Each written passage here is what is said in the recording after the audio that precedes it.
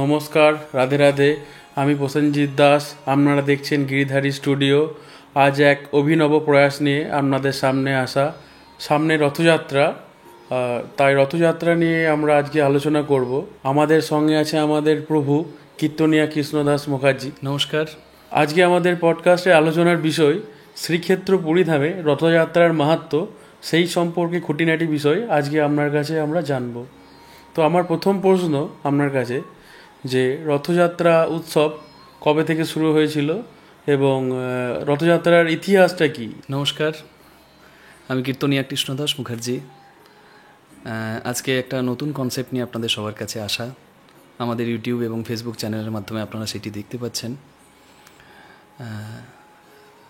যে প্রশ্নটি প্রসেনজিৎ ভাই করলো, সেই প্রশ্নের পরিপ্রেক্ষিতে বলতে চাই, রথযাত্রার মূল সময় হচ্ছে 26শে জুন দুপুর 1:24 থেকে 27শে জুন 11:19 পর্যন্ত।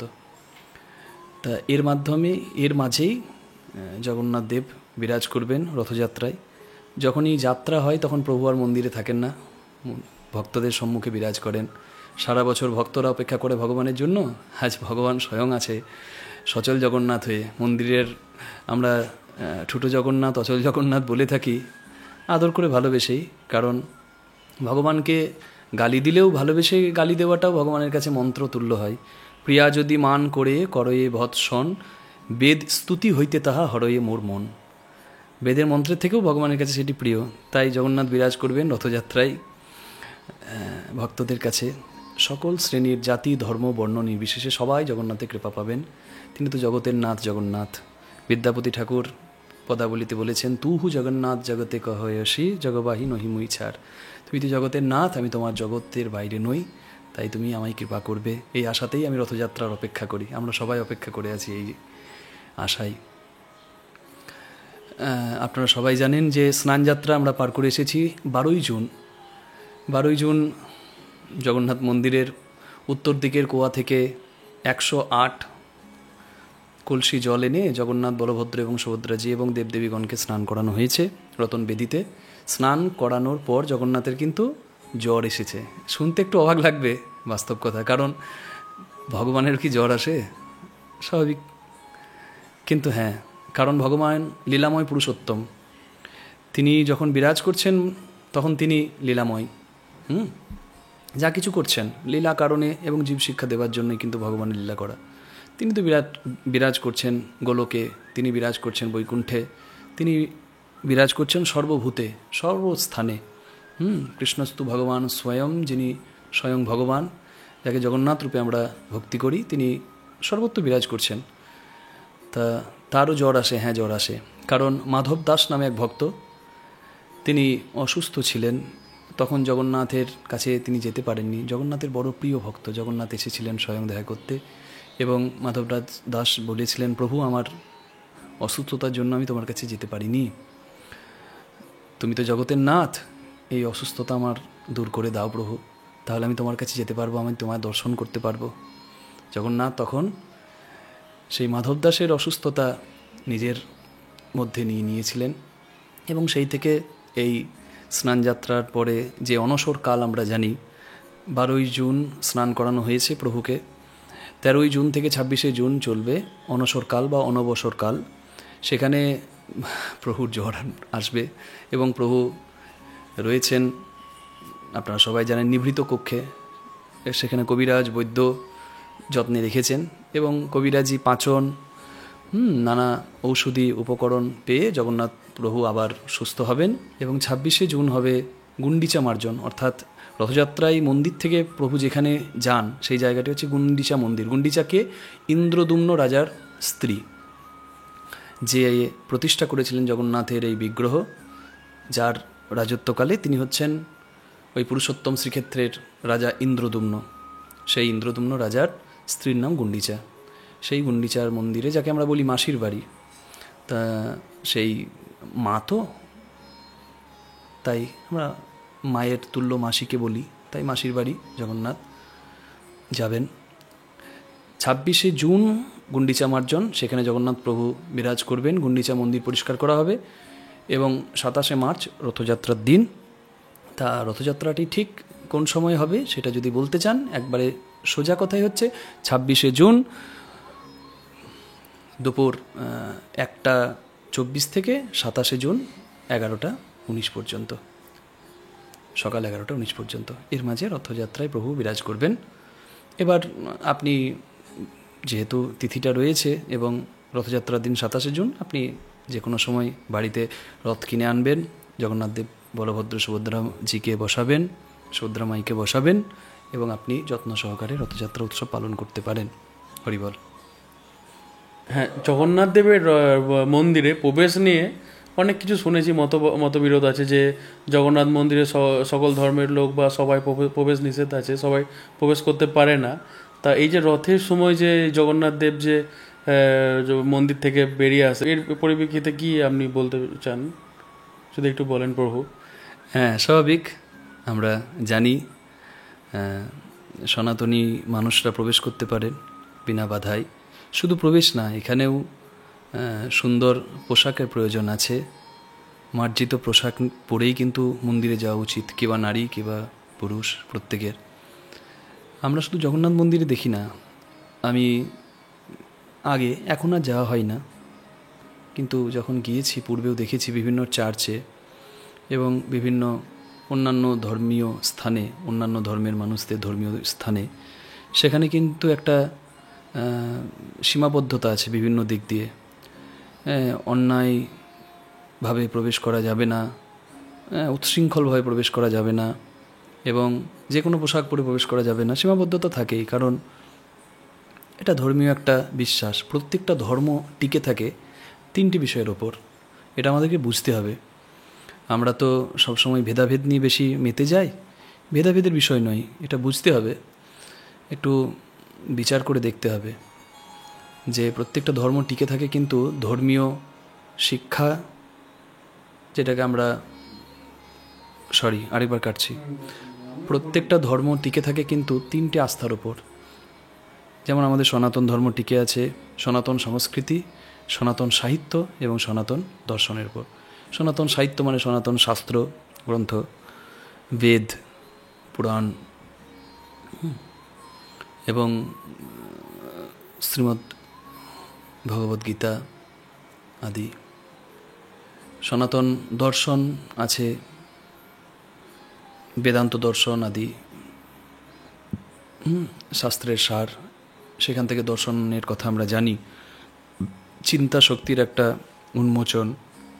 এবং সনাতন উৎসব বা সংস্কৃতি, যেটা ধর্মীয় উৎসব, যেমন এই রথযাত্রা, যে প্রসঙ্গে আজকে আমরা কথা বলছি। এই যে ভেদাভেদের কথা মানুষ বলে যে জগন্নাথ মন্দিরে নাকি সবাই প্রবেশ করতে পারে না, জগন্নাথ মন্দিরে প্রবেশের বাধা আছে ঠিক, কিন্তু বুঝতে হবে ধর্মীয় ভাবাবেগটা কীরকম। প্রত্যেক ধর্মকে কিন্তু শ্রদ্ধা করতে শেখায় আমাদের সনাতন ধর্ম। 100 বার আমি এই কথাটা আমার কীর্তনেও বলি, আজ পডকাস্টেও এই কথাই বলছি। এই স্নানযাত্রার পর যেটা আমরা পার করে এলাম 12ই জুন, জগন্নাথ দেবের স্নানযাত্রা, সেখানে স্নান করানোর পর জগন্নাথ দেবকে গজবেশে সাজানো হয়েছে। গজবেশ মানে হাতির বেশে। কেন? গজপতি ভট্ট বা গণপতি ভট্ট নামে এক ভক্ত, তিনি ছিলেন গণেশ ভক্ত। সনাতন ধর্মে 5 ভাবে ভগবত ভক্তি করা যায়, 5 ভাবে ভক্তি নিবেদন করা যায়, 5টি পদ্ধতিতে। একটা হচ্ছে সূর্য ভক্ত সৌর, গণেশ ভক্ত গাণপত্য, শিব ভক্ত শৈব, কালী ভক্ত শাক্ত এবং হরিভক্ত বৈষ্ণব।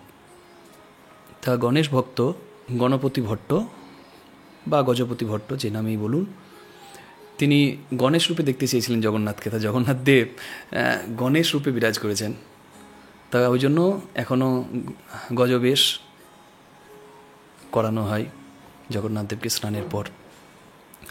এবং এই যে রথযাত্রায় আমরা জানি যে রথটা যখন নিয়ে যাওয়া হয় তখন শালবেগ নামে এক মুসলিম ভক্তের সমাধির কাছে কিছুক্ষণ দাঁড় করানো হয়। কেন? এই শালবেগের অটুট জগন্নাথের প্রতি ভক্তি ছিল। তিনি ইসলাম ধর্মের মানুষ, কিন্তু তার ভক্তি যখন ছিল, ভগবান তো জগন্নাথ জনার্দন, তিনি জগতের নাথ, তাকে শ্রদ্ধা জানাবার জন্য আমাদের কিন্তু জগন্নাথের রথটাও তার সমাধির কাছে কিছুক্ষণ দাঁড় করানো হয়। এটা একটা অন্য ধর্মের প্রতি শ্রদ্ধা নিবেদন। জগন্নাথের এই রথযাত্রার পর হেরা পঞ্চমীতে মা লক্ষ্মীদেবী যাবেন গুন্ডিচা মন্দিরে জগন্নাথকে ফিরিয়ে আনতে। লক্ষ্মীদেবীর অভিমান হবে, আমাকে ছেড়ে প্রভু এতদিন আছেন, প্রভুর কি আমার কথা একবার মনে পড়ে না? যা হয় এখানে, যেমন আমাদের নরনারীর এই পার্থিব জগতে হয়, ঠিক তদ অনুরূপ আমরা জগন্নাথের লীলায় দেখতে পাই। যদিও তার অপ্রাকৃত লীলা, তবু ভক্তের সঙ্গে মেলবন্ধন করাবার জন্য, ভক্তির মেলবন্ধনের জন্য, আমাদের ভক্তি নিবেদনের সুবিধার্থে প্রভুর এই লীলা। তো জগন্নাথ দেবকে ফিরিয়ে আনতে যাচ্ছেন মা লক্ষ্মী, কিন্তু জগন্নাথ দেব বলছেন লক্ষ্মী তুমি ফিরে যাও। তা মা লক্ষ্মীর প্রচণ্ড সেখানে রাগ হয়। সেই নিয়েও অনেক লীলা আছে, আমরা সে বিস্তারিত যাচ্ছি না। মূল কথা হচ্ছে মা লক্ষ্মীকে তিনি সান্ত্বনা দেন, নিজের মালা প্রসাদ মা লক্ষ্মীকে পাঠান এবং বলেন যে তুমি এসো, আমি আসছি। মা লক্ষ্মী ফিরে আসেন। এই উৎসবটাকে বলে রথের পঞ্চম দিনে হেরা পঞ্চমী। এরপর হয় ওই 7 দিনে, মানে সপ্তম দিনে, মানে উল্টো রথে গুন্ডিচা মন্দির থেকে জগন্নাথ দেব আবার ফিরে আসেন নিজ মন্দিরে। হরিবল। তা এটাই পারিবারিক যে সম্পর্ক এবং পারিবারিক ভালোবাসা, সম্প্রীতি, পারিবারিক সম্প্রীতি, ভালোবাসা, এর অপূর্ব নিদর্শন আমরা এই রথযাত্রা উৎসবে পাই। এবং সমস্ত জাতি ধর্ম নির্বিশেষে সমস্ত মানুষ রথযাত্রায় অংশগ্রহণ করতে পারেন। আমরা বলে থাকি রথেচ বামনং দৃষ্ট্বা পুনর্জন্ম ন বিদ্যতে। রথে জগন্নাথের দর্শন করলে বারবার জন্ম নিতে হয় না। জগন্নাথের দড়ি ধরে টানলে পাপ, পূর্বকৃত পাপ সমস্ত বিনাশ হয় এবং জগন্নাথের চরণ লাভ করা যায়। এই বিশ্বাসেই আমরা জগন্নাথ উৎসব পালন করি। হ্যাঁ হ্যাঁ হ্যাঁ, আপনার কথাগুলো খুব ভালো, অনেক কিছু জানতে পারলাম, অনেক কিছু সমৃদ্ধ হলো আপনার কথা থেকে। তো আমার একটা প্রশ্ন, যে জগন্নাথ দেবের ইতিহাস, জগন্নাথ দেবের সৃষ্টির কাহিনী বা সৃষ্টির রহস্য যদি একটু বলেন আমাদেরকে। হ্যাঁ, যদিও আমরা বলে থাকি যিনি জগন্নাথ বিগ্রহের প্রতিষ্ঠাতা, অর্থাৎ যার রাজত্বকালে প্রভু এসে বিরাজ করেছেন জগন্নাথ রূপে, তিনি হচ্ছেন রাজা ইন্দ্রদ্যুম্ন। তা সেই রাজা ইন্দ্রদ্যুম্নের রথযাত্রার প্রচলনের কথা আমরা বলে থাকি। কিন্তু যদিও ঐতিহাসিক প্রেক্ষাপটে দেখলে আমরা দেখব উৎকল, অর্থাৎ বর্তমানে উড়িষ্যার যিনি রাজা ছিলেন, রাজা অনঙ্গ ভীমদেব, তিনি আনুমানিক 1230 খ্রিস্টাব্দে তিনি এই রথযাত্রা উৎসব প্রথম প্রচার করান এবং 36 জনকে নিয়ে, 36 জন সেবায়েতকে নিয়ে তিনি রথ উৎসব করেন। 36 জন সেবায়েতকে নিয়ে তিনি রথ উৎসব পালন করেন। তারপর সোনা বেশা, অর্থাৎ রাজা কপিল দেব আনুমানিক 1460 খ্রিস্টাব্দে তিনি ওই সোনা বেশা প্রচলন করেন। সোনা বেশা অর্থাৎ ওই রথের ওপর জগন্নাথ, বলভদ্র, সুভদ্রা মাইকে সাজানো হয় স্বর্ণ অলঙ্কারে, সেটাই আর কি। কিন্তু এই রথের ব্যাপক প্রচার প্রসার ঘটে আমার শ্রীচৈতন্য মহাপ্রভুর জন্য। তিনি উড়িয়া গৌড়িয়া ভক্তদেরকে নিয়ে, উড়িয়া অর্থাৎ উড়িষ্যার ভক্ত, গৌড়িয়া অর্থাৎ গৌড় দেশের, আমার এই বাংলা ভূমির সেই ভক্তদেরকে নিয়ে তিনি রথের সামনে জগন্নাথের প্রতি প্রেম ভক্তির নিবেদন করেন এবং উদ্দণ্ড নৃত্য করেন এবং প্রচুর ভক্তদেরকে নিয়ে রথের উৎসবের প্রচার প্রসার ঘটান। বর্তমানে সেই মহাপ্রভুর স্বপ্ন পূরণ হয়েছে। পৃথিবীতে যত আছে নগরাদি গ্রাম, সর্বত্র প্রচার হবে মধুর হরিনাম। তা জগন্নাথ দেবের এই রথ বিভিন্ন সংগঠনের মাধ্যমে প্রায় বিশ্বে 108টি দেশে রথ উৎসব পালন করা হচ্ছে। খুব সনাতনী হিসেবে খুব গর্বের বিষয়। হ্যাঁ, সবাই আমরা একত্রিত হই এই রথযাত্রায়, সমস্ত কিছু গ্লানি দেশ ভুলে জগন্নাথের শ্রীচরণে। এটাই সব থেকে আনন্দের। কি তাই তো প্রসেনজিৎ বাবু? আমরা সকলেই জানি যে জগন্নাথ দেবের 3টি রথযাত্রার দিন 3টি রথ নিয়ে পুরীর রাস্তায় 3টি রথ নিয়ে বের হয়। তো 3টি রথের বিবরণ যদি বলেন, তাদের কাঠামো, তাদের রথগুলির কি নাম বা রথগুলি কেন 3টি রথ নিয়ে বের হয়, এর সম্পর্কে যদি কিছু বলেন আমাদের। খুব ভালো প্রশ্ন করেছো তুমি। সত্যিই তাই, আমরা খুবই জগন্নাথ প্রভুর সম্পূর্ণ বিষয়ে জানতে আগ্রহী সবাই। আর আজকে এই উদ্যোগের মাধ্যমে আমরা সকলকে জানাবার জন্যই এসেছি যখন, আমি বলি জগন্নাথ দেবের রথের নাম হচ্ছে নন্দী ঘোষ, বলরামজির রথের নাম হচ্ছে তালুধ্বজ, আর সুভদ্রা মাই রথের নাম হচ্ছে দর্পদলন বা দেবদলন। জগন্নাথ দেবের রথের উচ্চতা আনুমানিক 44 ফুট, বলরামজির 43 ফুট, আর সুভদ্রা মায়ের 42 ফুট মতো। জগন্নাথের রথের চাকা 16টি, বলরামজির রথের চাকা 14টি, আর সুভদ্রা মায়ের রথের চাকা 12টি। জগন্নাথ দেবের রথের রং হলো লাল আর হলুদ, বলরামজির রথের রং হলো লাল আর সবুজ, এবং সুভদ্রা মায়ের রথের রং হলো লাল আর কালো। এই তিনটি রথ। বলরামজির রথের ঘোড়ার রং হচ্ছে কালো, জগন্নাথ দেবের রথের ঘোড়ার রং সাদা, এবং সুভদ্রা মায়ের রথের ঘোড়ার রং হচ্ছে লাল। জগন্নাথ দেবের রথের যে দড়ি, সেই দড়ির নাম হচ্ছে শঙ্খচূড়া, বলরামজির রথের দড়ির নাম হচ্ছে বাসুকি, আর সুভদ্রা মায়ের রথের দড়ির নাম হচ্ছে স্বর্ণচূড়া।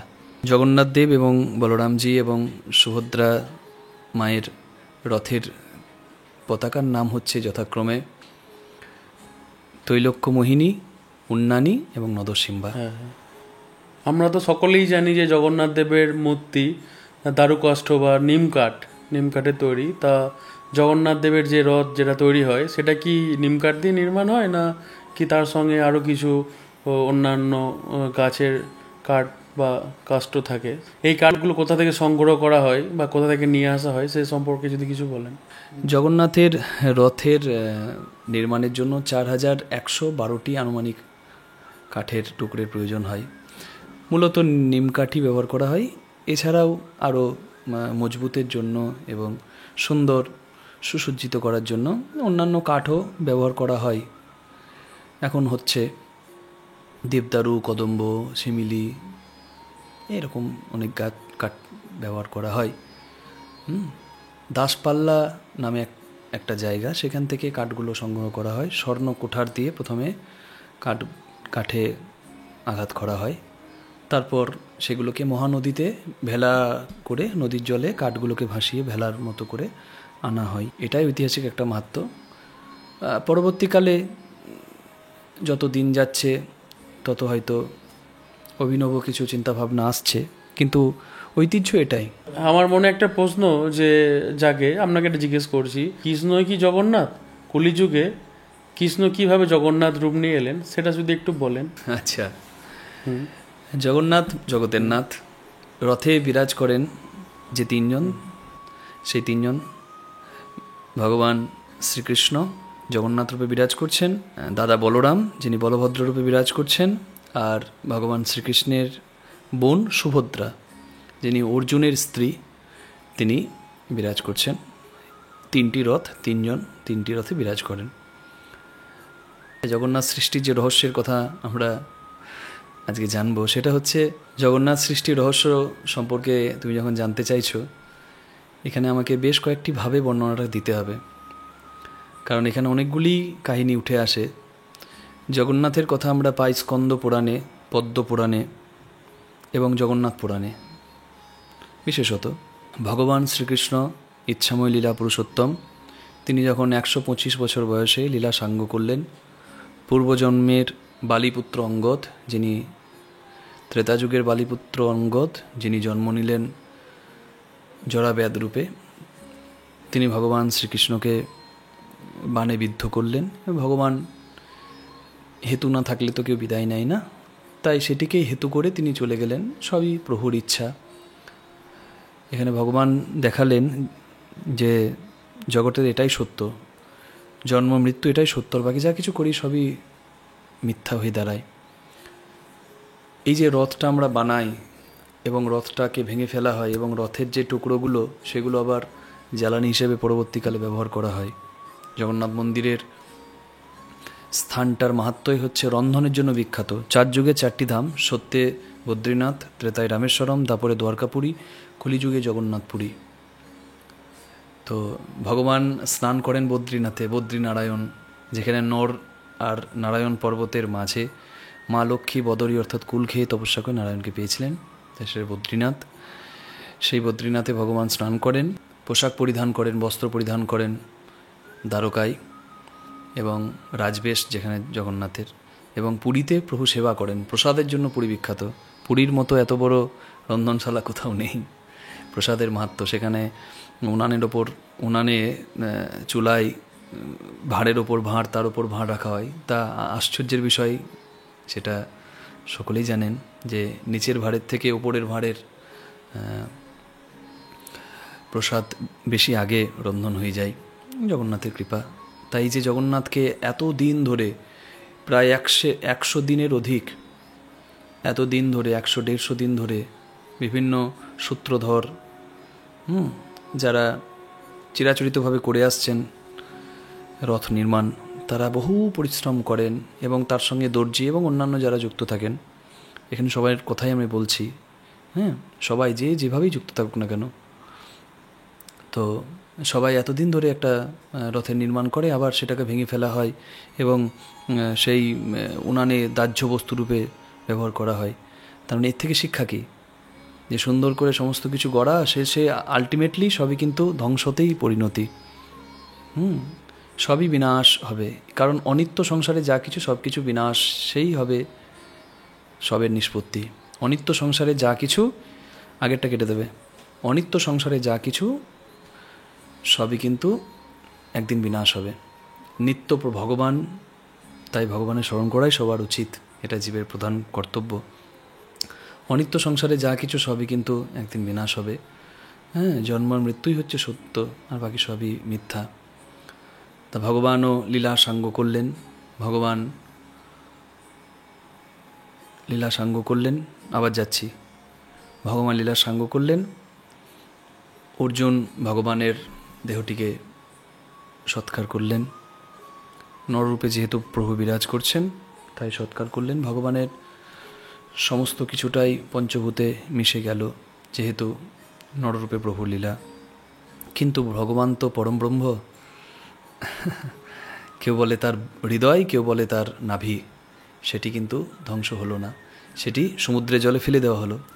এবার আমরা জীবাশ্ম জানি, বহুদিন হতে হতে কোনো একটা বস্তুতে বহু কিছু আস্তরণ পড়ে এবং তার রূপটা বদলে যায় বিজ্ঞানের ভাষায়। তা ভগবানের সেই হৃদয় বলুন বা নাভি বলুন, সেটি সমুদ্রে ভাসতে ভাসতে এলো, আরব সাগরে বিসর্জন হয়েছে। বর্তমান ভৌগোলিক চিত্রপটে আরব সাগরে ভগবানের ওই হৃদয়টা বা নাভিটাকে ভাসানো হয়, সেটি ভাসতে ভাসতে এসে আরব সাগর থেকে ঘুরে ভাসতে ভাসতে পুরীর সমুদ্রে এলো এবং সেই ভগবানের হৃদয় বলুন বা নাভি বলুন, সেই জগন্নাথের মধ্যে বিরাজ করছেন, ভগবান বিরাজ করছেন স্বয়ং। এটাই জগন্নাথের সৃষ্টির রহস্য। আরেকভাবে যেটা বললাম সেটা হচ্ছে, এই যে জগন্নাথের মূর্তি আমরা দেখি, হাত নেই, পা নেই, আমরা অনেক সময় রাগ করে বলি, ঠুটো জগন্নাথ, মন্দিরে বসে আছো, ভক্তের কষ্ট দেখতে পাও না। তা এটাও কিন্তু একটা কাহিনী। সবই ঠিক আছে, আমরা কথাগুলো শুনলাম, খুব ভালো লাগলো। তো আমার একটা প্রশ্ন, তো এই যে আমরা জগন্নাথের যে রূপটাকে দেখি, যে জগন্নাথের হাত নেই, পা নেই, এমন একটা অসম্পূর্ণ মূর্তি, এই ব্যাপারে যদি আপনি বলেন যে এই জগন্নাথের এই রূপ কেন, এর সম্পর্কে যদি কিছু বলেন। ভগবান যখন দ্বারকাধীশ যদুকুলনাথ, তখন ভগবানের স্ত্রী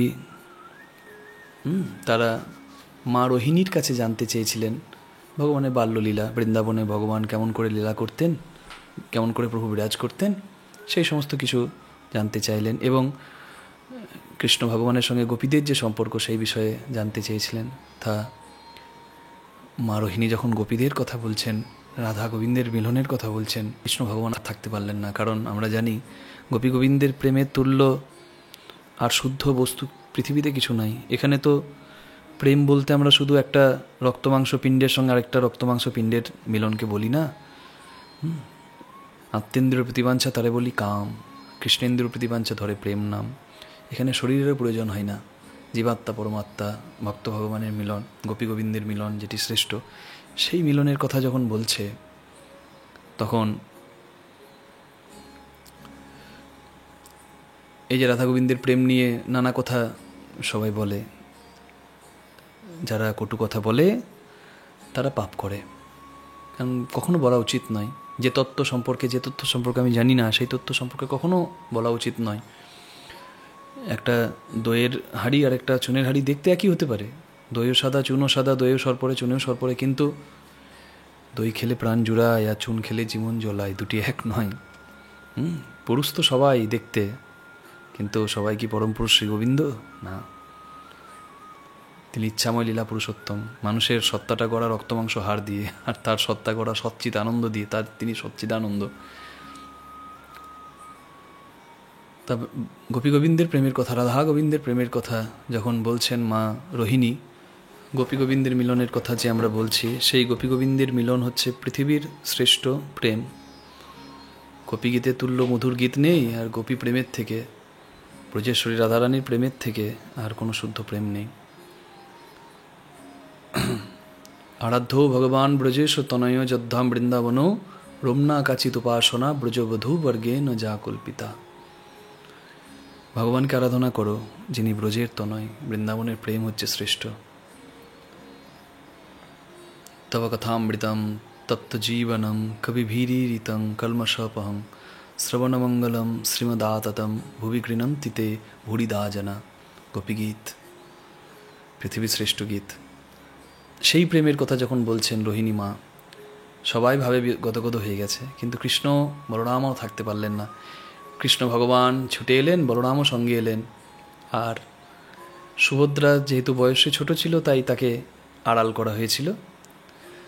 বলা হয়েছিল, সুভদ্রা তুই দরজায় দাঁড়া, দেখিস যেন কেউ না আসে আমাদের গল্প শুনতে। কিন্তু কৃষ্ণ বলরাম এসে সুভদ্রার মুখটা চাপা দিয়ে 3 ভাই বোন তারাও এই কথা শুনতে থাকে। তা শুনতে শুনতে প্রেমের কথা, শুদ্ধ ভক্তির কথা, তারাও ভাবে মোমের পুতুল যেমন গলে যায় তাপ দিলে, ঠিক তেমনি সেই বিরহের তাপে কৃষ্ণ বলরাম সুভদ্রা গলতে শুরু করেছে। আর সেই যে কৃষ্ণ বলরাম সুভদ্রার সেই বিকট রূপ, হাতগুলো জড়ো হয়ে গেছে, পাগুলো জড়ো হয়ে গেছে, বিকলাঙ্গের মতো লাগছে, চোখগুলো বড় বড় হয়ে গেছে, সেই রূপ দেখতে এলেন কে? নারদ মুনি। আর দেখে অবাক হয়ে গেলেন, প্রভু এ তোমার কেমন রূপ? বলেন, নারদ এটা আমার বিরহের রূপ।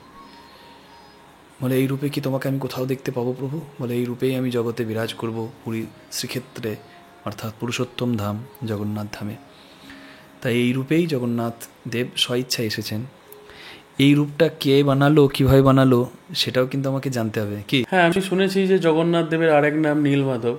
তো নীলমাধবই কি জগন্নাথ? নীলমাধবের যদি আপনি ইতিহাসটা, মাহাত্ম্যটা বলেন, যে কি নীলমাধব কিভাবে জগন্নাথ হলো, বা এই ব্যাপারটা। এই রূপের কথা যদি আমাদেরকে জানতে হয়, তাহলে বলতে হবে ভগবান বিরাজ করতেন, যিনি সত্যযুগের ভগবান নীলমাধব, তিনি বিরাজ করেন বর্তমান পুরীতে, উড়িষ্যার কন্টিলা বলে একটা জায়গায়। সেখানে হিমাদ্রি এবং ব্রহ্মাদ্রি পর্বত আছে, মহানদীর ওপরে, মহানদী নদীর ওপরে সেখানে নীলমাধব মন্দির আছে। সেইখানেই পূর্বে বিশ্বাবসু নামে এক শবরের দ্বারা পূজিত হতেন নীলমাধব। তার ভক্তিতে বাধা ছিলেন। কেমন ভক্তি? বিশ্বাবসু প্রতিদিন নীলমাধবের পূজা করতেন। সেই বিশ্বাবসু শবর রাজা, তো তিনি মাংস আহার করতেন, পশু শিকার করতেন এবং পশু ভক্ষণ করতেন, পশু মাংস ভক্ষণ করতেন। তো একদিন নীলমাধব বলে, তুমি আমার কাছে এসো না, তোমার অঙ্গ থেকে দুর্গন্ধ আসে। হাত জোর করে বলে, প্রভু তুমি আমার আরাধ্য ভগবান, আমি তোমার সেবার যোগ্য নই, কেন তুমি এই কথা বললেন? কেন তুমি এই কথা বললে? বলে, তোমার অঙ্গ থেকে মাংসের দুর্গন্ধ আসে, এইভাবে তুমি আমার কাছে এসো না। দেখুন, এই যে লালসা নিবৃত্তি না করতে পারলে কিন্তু ভক্তির জগতে প্রবেশ হতে পারে না।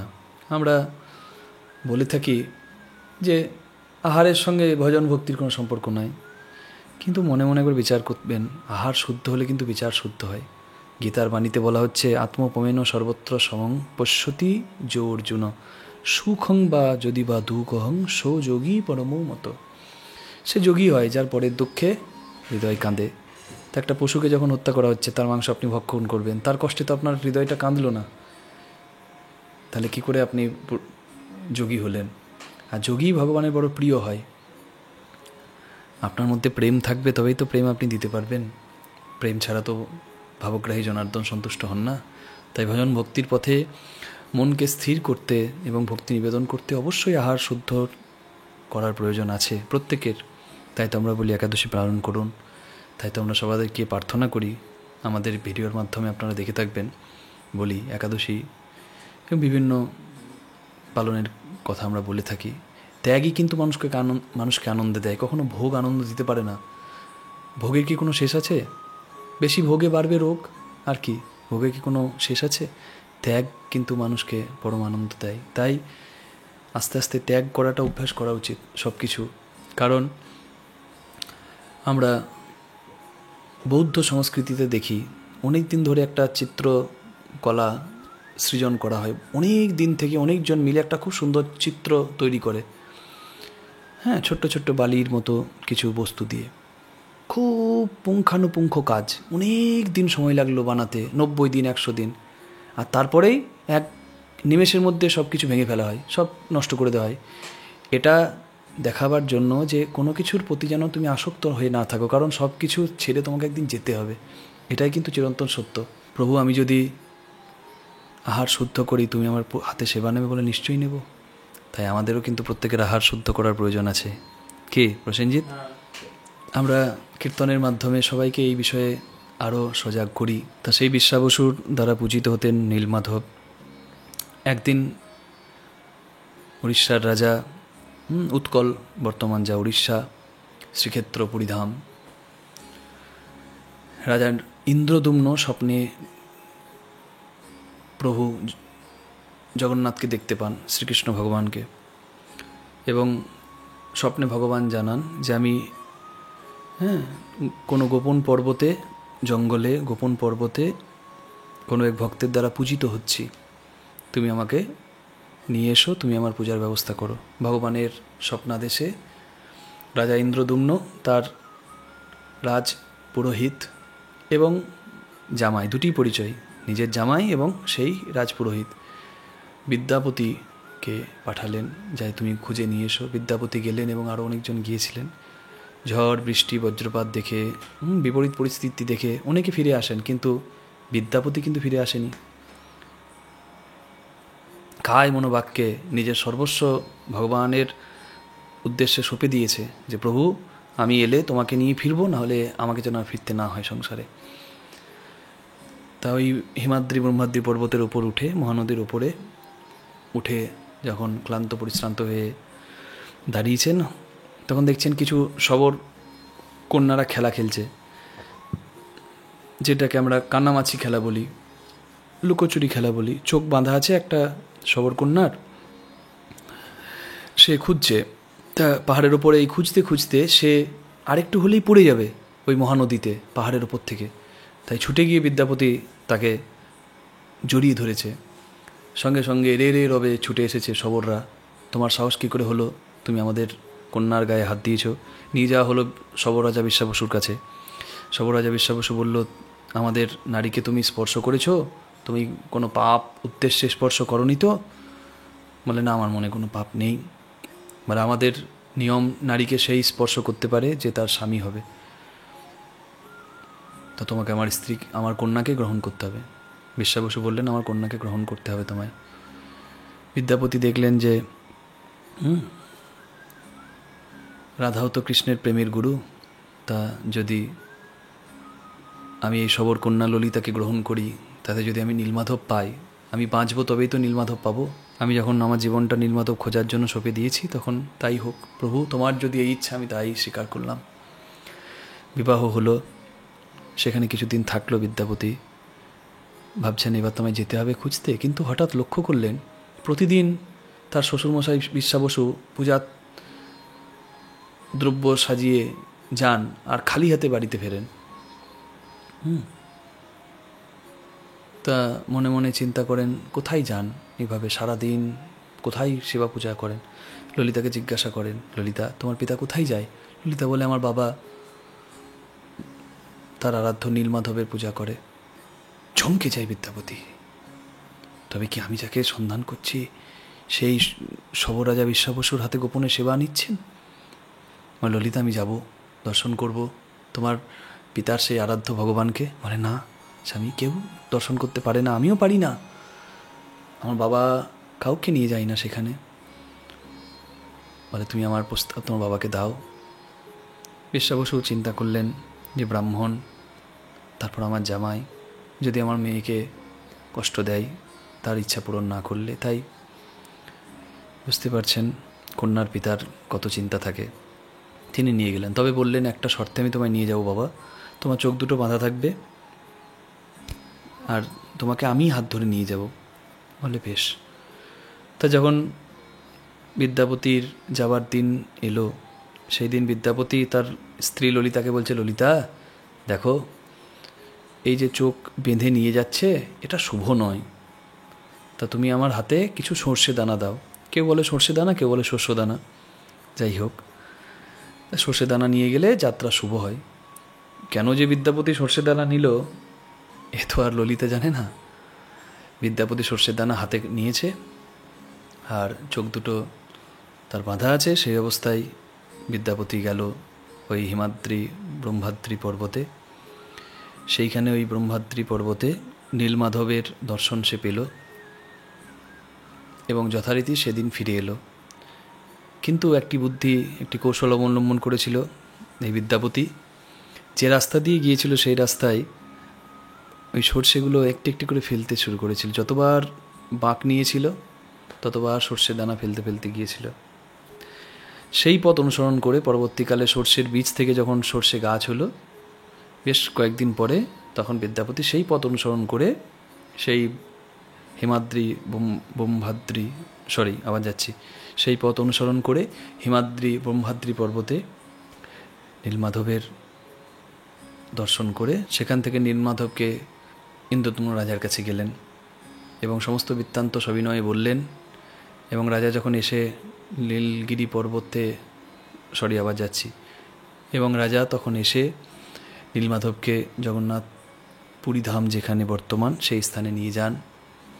কিন্তু নীলমাধব সেখানে থাকেন না, প্রভু সেখান থেকে অন্তর্ধান হন এবং রাজাকে জানান যে আমি বিশ্বাবসুর আরাধ্য, তাই আমি কন্টিলা নীল মাধব রূপে সেইখানেই আমি থাকব, কিন্তু তুমি এখানে মূর্তি নির্মাণের ব্যবস্থা করো কোনো ভাস্কর্য দ্বারা, তুমি মূর্তি নির্মাণ করো কোনো শিল্পীর দ্বারা। বিশ্বকর্মা তিনি একজন বৃদ্ধ কারিগর রূপে এলেন এবং তিনি 21 দিনের হাতে সময় নিয়ে ওই পুরীর মন্দিরের ভেতরে জগন্নাথের মূর্তি স্থাপন শুরু করলেন। কাঠটি আপনারা জানেন নিম কাঠ বলা হয় না, এটাকে বলা হয় দারু মূর্তি। কাঠের মূর্তিকে কখনো কাঠের মূর্তি বলতে নেই, বলতে হয় দারু মূর্তি। সেই দারু ব্রহ্ম কাষ্ঠ যেটি জগন্নাথ রূপে বিদ্যমান, সেই মূর্তি নির্মাণ করা হলো। কিভাবে না, 21 দিন হাতে সময় নিয়ে মন্দিরের দরজা বন্ধ করে ঢুকে পড়লেন স্বয়ং বিশ্বকর্মাই। কিন্তু বুঝতে পারেননি ইন্দ্রদ্যুম্ন এবং মা গুণ্ডিচা তার স্ত্রী যে যিনি মিস্ত্রি তিনি কে, যিনি কারিগর তিনি আসলে কে। যদি চিনতেন তাহলে হয়তো এই ভুলটা করতেন না। কি ভুল না, ওই কারিগর 21 দিনের জন্য মন্দিরের দরজা বন্ধ করে ভেতরে গেলেন আর যাওয়ার সময় বলে গেলেন আমি যতক্ষণ না আসছি দরজা যেন না খোলা হয়। কিন্তু বেশ কয়েকদিন আওয়াজ এলো, ঠক ঠক ঠক ঠক ঠক ঠক নির্মাণ হচ্ছে মূর্তি, কিন্তু 14 দিন পর শব্দ বন্ধ হয়ে গেল। তাই চিন্তায় পড়ে গেলেন রাজা এবং রানীমা যে তাই তো বৃদ্ধ কারিগর ক্ষুধার অভাবে তাই তো বৃদ্ধ কারিগর ক্ষুধার জ্বালায় মারা গেল না তো, দেখি। দ্বারোদ্ঘাটন করলেন, দরজা খুলে দিলেন আর দেখলেন অসম্পূর্ণ আমার ভগবান। কারণ ভগবান নিজেই তো চেয়েছিলেন এই রূপে আমি জগতে বিরাজ করব। জগন্নাথের কৃপায় আমিও আপনার সঙ্গে আগের বার পুরীধামে গিয়েছিলাম, তো তখন একটা কথা আপনাকে আমি জিজ্ঞেস করতে পারিনি, তো আজকে সকলের সামনে জিজ্ঞেস করছি। পুরী ধামে গেলাম, আমার সব কিছুই ভালো লাগলো। সকাল থেকে সব লোকজন সমুদ্রে স্নান করছে, মন্দিরে পুজো দিচ্ছে, খুব ভালো লাগলো। কিন্তু একটা জিনিস যেটা আমার খারাপ লাগলো বলছি আপনাকে, বিকেলবেলা হলে সমুদ্র পাড়ে গিয়ে আমিষ আহার গ্রহণ করছে, যেমন মাছ ভাজা এসব খাচ্ছে। জগন্নাথ দেবের ভক্তির সঙ্গে এই আমিষ আহারের কি কোনো সম্পর্ক আছে? যদি একটু বলেন। হ্যাঁ, পুরী কিন্তু যেমন আনন্দের তেমন কিন্তু বিরহের। আনন্দ মানে শুধু যে হাত তুলে নাচা গান করা এটা নয়, চোখের জল ফেলা ভগবানের জন্য সেটাও কিন্তু আনন্দের, সেটাও একটা তৃপ্তির। সংসারের জন্য মানুষ কাঁদে, সে কান্নার কথা আলাদা। ভগবানের উদ্দেশ্যে যখন চোখে জল আসে, ভক্তির জল, সেটা আলাদা। এই যে রামলালার মূর্তি নির্মাণ হলো, রামলালার মন্দির প্রতিষ্ঠা হলো, আমরা যখন দর্শনে যাচ্ছি না চাইতেই চোখ থেকে জল পড়ছে। তোমার মনে পড়ে কিনা জানি না প্রসেনজিৎ, আমরা যখন মন্দিরে রামলালা দর্শন করছি না চাইতেই কিন্তু চোখ থেকে জল পড়ছে। অন্তরে যেন কতদিনের ব্যথা লুকিয়েছিল, আহা আমার প্রভুকে আমরা একটা মন্দিরেও বসাতেও পারি নাই, ওই তিরপলের তাম্বুর নিচে আমার শ্রীরামলালা বিরাজ করছিলেন। সেখান থেকে ধন্যবাদ সকলকে যারা এগিয়ে এসেছেন এই মন্দিরের নির্মাণ প্রকল্পে, এবং যারা ত্যাগ করেছেন, নিজের জীবনও ত্যাগ করেছেন যাতে এই মন্দির নির্মাণ হয়। সেই জন্য তা আমরা না চাইতে কিন্তু চোখে জল এলো, এবং কি তৃপ্তি পেলাম সেদিন কেঁদে। আমিও কাঁদছিলাম, আমি দেখলাম তুমিও কাঁদছিলে। আমি তো কীর্তন গায়ক, ভক্তিভাবে ভগবানের জন্য আমার চোখে জল আসে, তুমিও কাঁদছিলে। এবং আমাদের সঙ্গে আমাদের বিজয় ভাইও গিয়েছিল, যিনি আমাদের পাইলট বাবু, তা সেও কাঁদছে। আমার বাবা অভিভূত হয়ে গেছে মন্দিরের রামলালা দর্শন করে। কাজে এটাই শুদ্ধ ভক্তির জন্যই কিন্তু সম্ভব, এবং এখানে কোনো স্বার্থ নাই, চাওয়া পাওয়া নাই। তিনি প্রভু, আমি দাস, শুধু দেওয়া, তার সুখে সুখী, তার দুঃখে দুঃখী, এটাই কিন্তু নিত্য, এটাই কিন্তু বিশুদ্ধ। এই যে জগন্নাথ ধামে আমরা যাচ্ছি, দেখছি মাছ ভাজা খাচ্ছে, কেউ আবার মদমাংস গিলছে, যেটা এক শ্রেণীর মানুষের চরিত্র, তারা কিন্তু কলঙ্কিত করছে পুরীর স্থানটিকে। যারাই কলঙ্কিত করুক, সে কোনো পদে বসা কোনো উচ্চপদস্থ ব্যক্তি হোক কিংবা সাধারণ কোনো মানুষ হোক, প্রত্যেকে কিন্তু অন্যায় করছে, প্রত্যেকে কিন্তু তার শাস্তি পাবে। নিয়তি কে না বাধ্যতে, কাউকে ছাড়ে না। পুরীতে শুধু সমুদ্রে স্নান করব, মাছ ভাজা খাবো, আরেকবার জগন্নাথের মন্দিরে পুজো দিয়ে চলে আসবে, সেটা কিন্তু নয়। এটাকে বুঝতে হবে ভাবমূর্তি শ্রী চৈতন্য মহাপ্রভু, যিনি গম্ভীরা একটা ছোট্ট স্থানে, গম্ভীরা মঠ আপনারা দর্শন করবেন। পুরীতে যে যাচ্ছেন আলারনাথ দর্শন করবেন। পুরী যাওয়ার পথে উড়িষ্যার কটকের কাছে ক্ষীরচোরা গোপীনাথ, সেটি দর্শন করবেন। এগুলো দর্শন করতে হবে। বালেশ্বরের কাছে ক্ষীরচোরা গোপীনাথ, সেটি দর্শন করতে হবে। রেমুনার গোপীনাথ যাকে জানি, সেগুলো দর্শন করতে হবে, তবেই তো সার্থক হবে। শ্রী চৈতন্য মহাপ্রভু শীতের দিনে রাধারানী যে কৃষ্ণ বলে কাঁদতেন, সেই বিরহটা, সেই কষ্টটা কেমন, এটা জানার জন্য শীতের দিনে কোনো রকম বহির্বস্ত্র পরিধান ছাড়াই একদম এই মেঝেতে শুয়ে, ঠান্ডা সানে শুয়ে তিনি হা কৃষ্ণ বলে কাঁদতেন। একদিন এক ভক্ত দেখছে মহাপ্রভুর মুখ থেকে রক্ত ঝরছে ঝরঝর করে, আর কাঁদছে প্রভু। বলে, প্রভু একে কী করে হলো? বলে, এই দেওয়ালের ওই পারে আমার কৃষ্ণ দাঁড়িয়ে আছে, আমি কৃষ্ণের কাছে যাব, কিন্তু আমি দরজা পাচ্ছি না, তাই আমার মুখ দিয়ে আমি দেয়ালটাকে ঘষে ঘষে আমি দরজা করছি। কি প্রেম! এই প্রেমের জায়গা পুরী। পুরী হচ্ছে ভগবানের বিরহের রূপ, জগন্নাথের রূপ হচ্ছে বিরহের রূপ, আনন্দের রূপ নয়। জগন্নাথ দর্শন করতে গিয়ে দুফোঁটা চোখের জল পড়লো না, হা জগন্নাথ বলে কেউ কাঁদলো না, তাহলে কি তার দর্শন হলো? হ্যাঁ, অক্ষয় তৃতীয়ার দিন আমাদের পশ্চিমবঙ্গের দীঘায় জগন্নাথ মন্দির উদ্বোধন হলো। রথযাত্রার দিন আমি যদি দীঘার জগন্নাথ মন্দিরে যাই, তাহলে কি সে আমি একই ফল লাভ করব কি ভগবানের সেখানে দর্শন করলে কি একই ফল? হ্যাঁ, সেই সম্পর্কে ঠিক বললো। অক্ষয় তৃতীয়ার দিনে দীঘাতেও জগন্নাথ মন্দির হয়েছে, ঠিক। দেখো প্রসেনজিৎ, স্থান মাহাত্ম্য তোমাকে বুঝতে হবে। জগন্নাথ ধাম বলতে আমরা একমাত্র পুরীর কথাই মাথায় আনি, কারণ কি, সত্যযুগে বদ্রীনাথ, ত্রেতায় রামেশ্বরম, তারপরে দ্বারকাপুরী, কলির ধাম জগন্নাথপুরী। পুরুষোত্তম ধাম শ্রীক্ষেত্র, সেটা তো পুরী, সেটা তো আর বাংলাও হবে না আর হায়দ্রাবাদও হবে না। হায়দ্রাবাদেও মন্দির হয়েছে জগন্নাথের মন্দিরের মতো, এবং দীঘাতেও হলো আমাদের কাছে খুব আনন্দের। কারণ দীঘাতে আমি কীর্তন করতে যখন যাই, নিউ দীঘা বটতলার কাছে বারবার প্রোগ্রাম হয়, প্রায় প্রত্যেক বছরই প্রোগ্রামে আমরা যাই। আমরাও চেয়েছিলাম সেখানেও একটা মন্দির হোক, যেখানে আমরা যাব, সুন্দরভাবে প্রভুকে দর্শন করব। সেখানে মন্দির হয়েছে, এটাও আনন্দের কথা। কিন্তু শ্রীক্ষেত্র পুরুষোত্তম ধাম জগন্নাথ, সেটা হায়দ্রাবাদও নয়, সেটা পুরীও নয়, সেটা দীঘাও নয়। দীঘা মন্দির, জগন্নাথের মন্দির। জগন্নাথ তো তিনি জগতের নাম, সর্বদা বিরাজ করছেন, সর্বত্র বিরাজ করছেন, তাই আমরা প্রণাম করি। আমি দীঘাও যাব, আমি পুরীও যাব, কিন্তু জগন্নাথ ধাম যদি বলতে হয়, শ্রীক্ষেত্র যেখানে প্রভুর এই অলৌকিক লীলা, সেটার সেই ধাম হচ্ছে শ্রীক্ষেত্র পুরীধাম। সেটার অদ্বিতীয়, সেটার দ্বিতীয় কোথাও হবে না।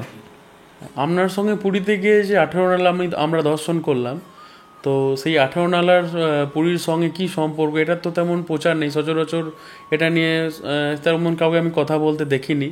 এই 18 নালার সম্পর্কে যদি আপনি একটু বিস্তারিত বলেন তাহলে ভালো হয়। তোমার মনে অনেক প্রশ্ন জাগছে, খুব ভালো। তোমার মনে প্রশ্ন জাগছে বলে আমাদের শ্রোতাবৃন্দেরও জানা হয়ে যাবে। সবই জগন্নাথের কৃপা, তিনি আমাদের মাধ্যমে বলাচ্ছেন। জগন্নাথ দেবের মন্দিরের যিনি প্রতিষ্ঠাতা, তিনি হচ্ছেন ইন্দ্রদ্যুম্ন রাজা। সেই ইন্দ্রদ্যুম্ন রাজার 18টি সন্তান। সেই ইন্দ্রদ্যুম্ন রাজাকে স্বপ্নে প্রভু জগন্নাথ বলেন যে, তুমি আমাকে চাইলে আমি সর্বস্ব কেড়ে নিই ভক্তের, তা তুমি সব হারাবে। বলে, তুমি আমার সন্তান, স্ত্রী, আমার সব কিছু কেড়ে নাও, তুমি আমাকেও কেড়ে নাও, কিন্তু তুমি শুধু একবার আমায় দেখা দাও। এক এক করে রোগে 18টি সন্তান মারা যায়, যাদের উদ্দেশ্যেই 18 নালার হয়েছে। 18 নালা একটি ব্রিজ, সেই যে ব্রিজ করার পরেই কিন্তু ওই বারবার বন্যার জলে প্রচুর মানুষ ভেসে চলে যেত নদী পার করতে গিয়ে, কিন্তু ওই ব্রিজের জন্য কিন্তু প্রচুর মানুষ শ্রীক্ষেত্র ধামে, পুরী ধামে আসতে পারে জগন্নাথ দর্শনে। রথে আসতে গিয়ে প্রচুর মানুষ জলে ডুবে মারা যেত, কিন্তু ওই ব্রিজের জন্যই কিন্তু আসতে পারে। সেই নালা, সেই ব্রিজটা করেছিলেন ইন্দ্রদ্যুম্ন রাজা, এবং জগন্নাথের অপূর্ব কৃপা, পরবর্তীকালে সেই সন্তানদের আবার প্রাণ ফিরে যায় জগন্নাথের মহিমায়। তাই সবাই মিলে আমরা বলবো, জয় জগন্নাথ। জগন্নাথ স্বামী নয়ন পথগামী ভবতু মে। জয় জগন্নাথ, জয় জগন্নাথ, জয় জগন্নাথ, জয় জগন্নাথ, জয় জগন্নাথ, জয় জগন্নাথ, জয় জগন্নাথ, জয় জগন্নাথ। জয় জগন্নাথ, জয় বলভদ্র, জয় সুভদ্রা মাই। আপনারা সবাই লাইক করবেন, কমেন্ট করবেন যদি ভালো লাগে, তাহলে আপনাদের ভালোবাসায় আমরা আবারও আসবো কোনো নতুন প্রকল্প নিয়ে। জয় জগন্নাথ। আপনাকে অসংখ্য ধন্যবাদ প্রভু। রথযাত্রা সম্পর্কে আমরা অনেক কিছু জানতে পারলাম। শ্রোতাদের কাছে বলবো, আপনাদের যদি ভিডিওটা ভালো লেগে থাকে তাহলে কমেন্ট বক্সে অবশ্যই জয় জগন্নাথ